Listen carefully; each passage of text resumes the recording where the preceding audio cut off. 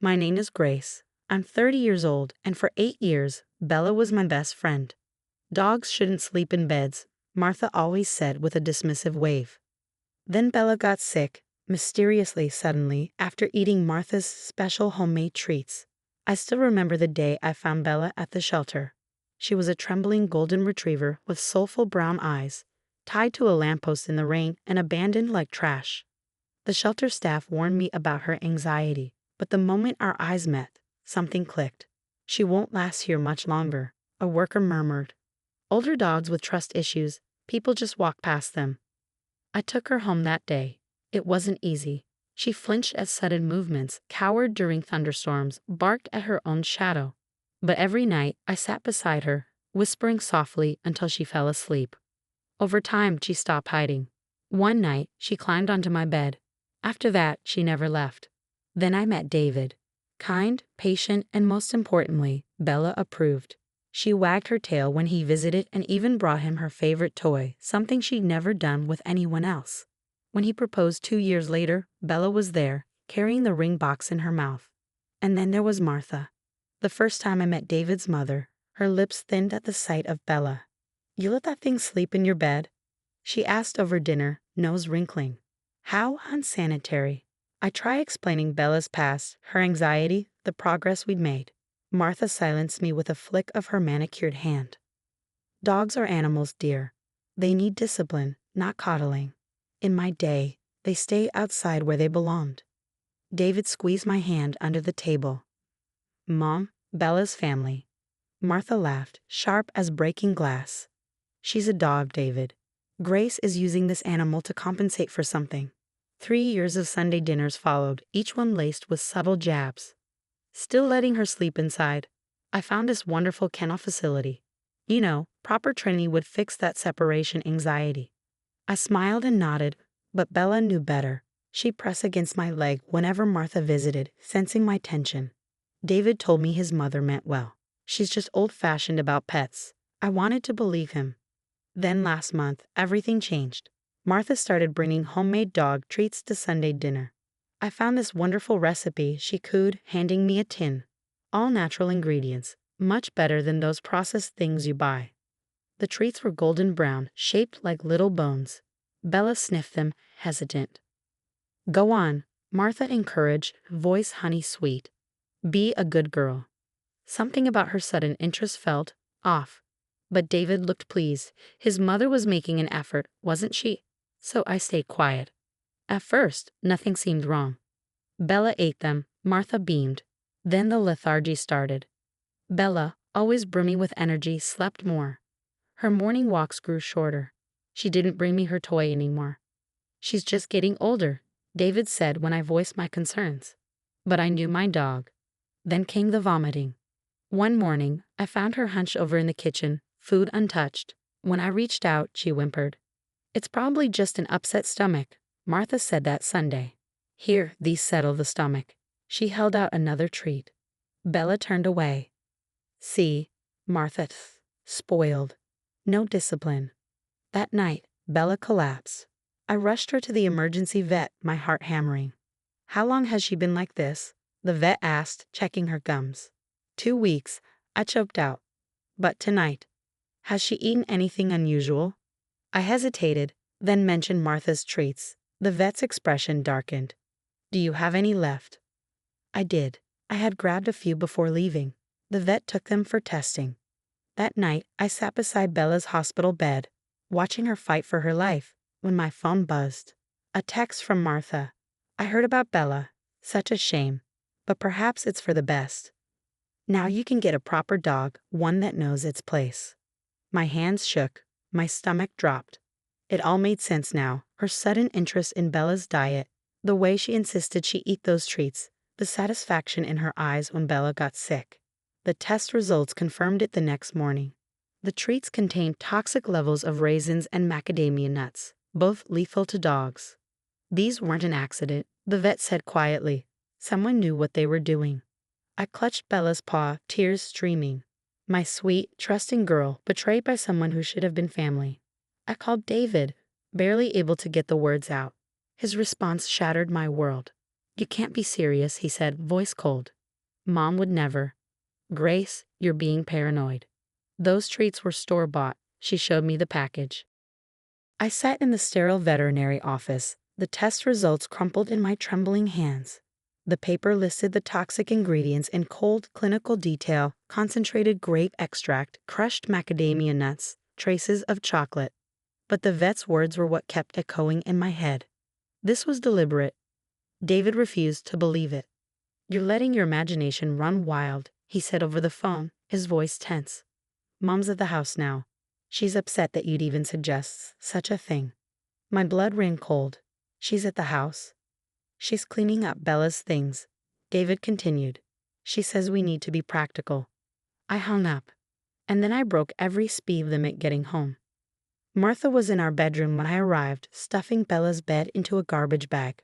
Her face was the picture of practiced concern. Oh, Grace dear, she sighed. I thought I'd help tidy up. No need for painful reminders. Step away from Bella's things. My voice shook with rage.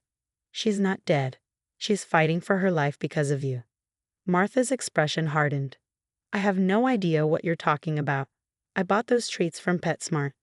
Stop lying. I held up the test results, my hands shaking. Raisins, macadamia nuts. You knew exactly what you were doing. Grace. David appeared in the doorway, eyes flashing. That's enough. Mom's trying to help. Help? A bitter laugh escaped me. Like she helped Bella by poisoning her? Martha's eyes welled up with crocodile tears. David, honey, I think Grace is having some kind of breakdown. First these awful accusations, now this irrational behavior. The only irrational thing, I snapped, was trusting you around my dog. Our dog, David corrected sharply. And Mom would never. Actually, a new voice cut in. We turned. David's sister, Kate, stood in the hallway. She looked pale. Mom would, she said. Martha stiffened. Catherine, don't you dare. Kate's gaze darted to David. Remember my cat? Senior year? How she ran away right before I left for college. David frowned. Yeah, what about it? Martha moved toward Kate, voice low, warning. That's enough, Catherine. But Kate pressed on. She didn't run away, David. I found the vet bills. Mom had her put down while I was at school. She told me later it was mercy because Snowball was old. David's forehead creased. She was old though, wasn't she? Kate's voice cracked. She was 6, perfectly healthy. She swallowed hard. I never told you because Mom threatened to cut off my college funding if I did. The silence was deafening. David turned slowly toward his mother.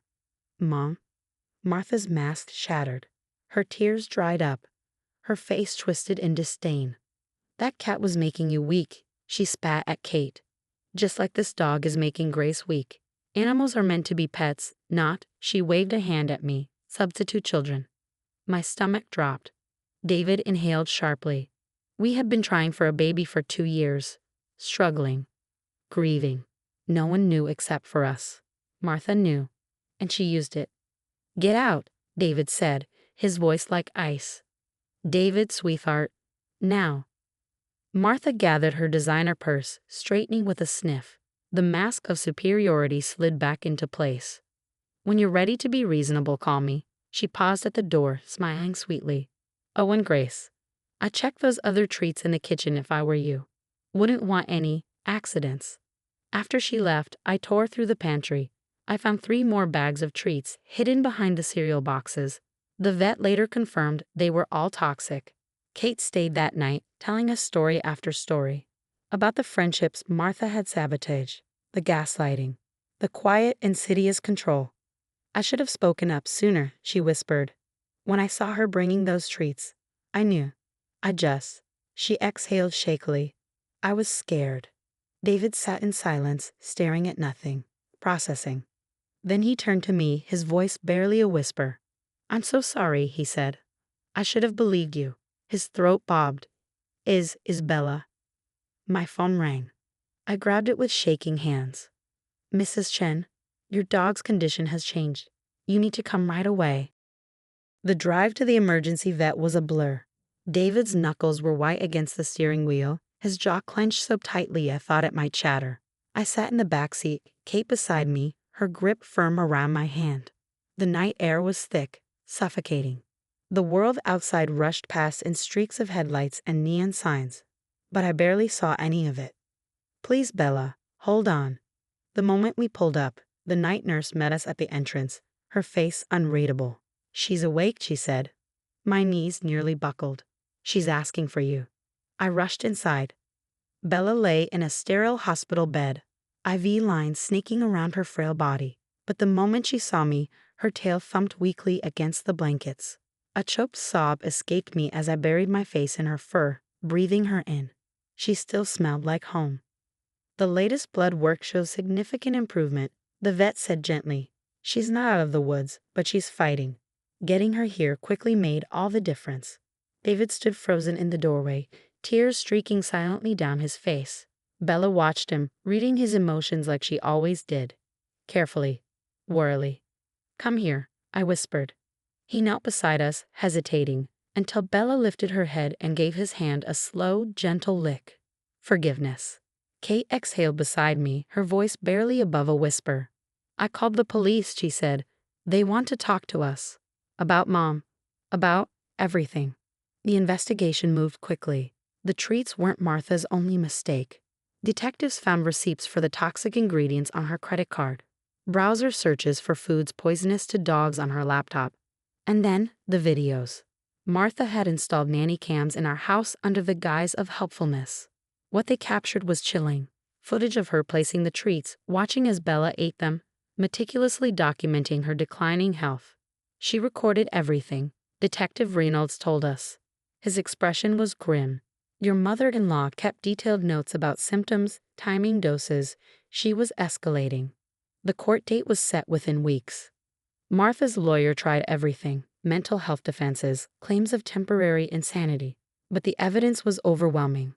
The judge watched the videos, read her notes, listened to testimony about Snowball, about the other pets she dealt with over the years. Martha sat in the courtroom, perfectly composed, playing the role of the misunderstood matriarch. "I only wanted to help," she insisted. Grace's attachment to that animal wasn't natural. Someone had to do something. The judge's voice was cold. "Mrs. Chin, your calculated cruelty toward an innocent animal, your manipulation of your own family, this court finds it deeply disturbing." He paused, letting the weight of his words sink in. "You are sentenced to 18 months in prison, followed by mandatory psychiatric treatment." As they led her away, Martha turned to David one last time. "Everything I did," she said, "I did for this family." David met her gaze, his voice steady. "No, Mom, you did it for control, and you don't have that anymore." Recovery took time, not just for Bella, but for all of us. David started therapy, unraveling years of quiet manipulation. Kate moved closer, rebuilding the family bond Martha had tried so hard to destroy. And Bella got stronger every day. The shelter where I found her years ago stepped in, helping with medical bills through their emergency fund. They even featured her story in their newsletter. Donations poured in, funding treatments for other pets in crisis. 6 months after the trial, I sat on the couch with Bella curled up beside me, her body warm and solid. That was when I felt it, a tiny fluttering movement in my belly. I stilled. My heart pounded. The fertility treatments had worked. David cried when I told him, and Bella, sweet, intuitive Bella, seemed to know. She started sleeping with her head resting gently against my growing bump, always watching, always protecting. Martha still writes from prison. Her letters swing between guilt and justification. We don't respond. Some bridges, once burned, are better left in ashes. Today, Bella is back to her old self, playful, loving, completely devoted. She watches over our newborn daughter, Lucy, with quiet vigilance. They sleep together in the nursery, Bella curled up beside the crib. Yes, on the bed. Because that's what family does. Kate visits every weekend, healing her own wounds through her bond with Bella. David has become an advocate for animal welfare, sharing our story to help others recognize the warning signs of abuse. Yesterday, I got a letter from the shelter. They've started a fund in Bella's name to help senior dogs with anxiety find loving homes.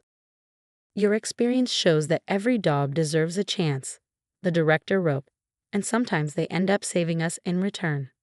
Looking at Bella now, Curled up beside Lucy, I think about how close I came to losing her. How Martha's cruelty almost destroyed something beautiful. But love won. Love always wins. To anyone dealing with toxic family members, trust your instincts. Don't let anyone tell you your love, whether for pets, for family, or for anything that brings you peace, is wrong or unhealthy. Sometimes the people who claim to know what's best for you are the very ones you need to protect yourself from. And to anyone considering adopting a senior dog with anxiety, do it. They may have baggage, but they have the biggest hearts. Just ask Bella. As I finish writing this, Bella trots over, dropping her favorite toy, the same one she first shared with David, into my lap. She wags her tail, ready to play. Lucy giggles from her playpen, reaching for her furry protector. This is my family, not the one Martha tried to force us to be, the one we chose to create. Imperfect, unconventional, absolutely perfect.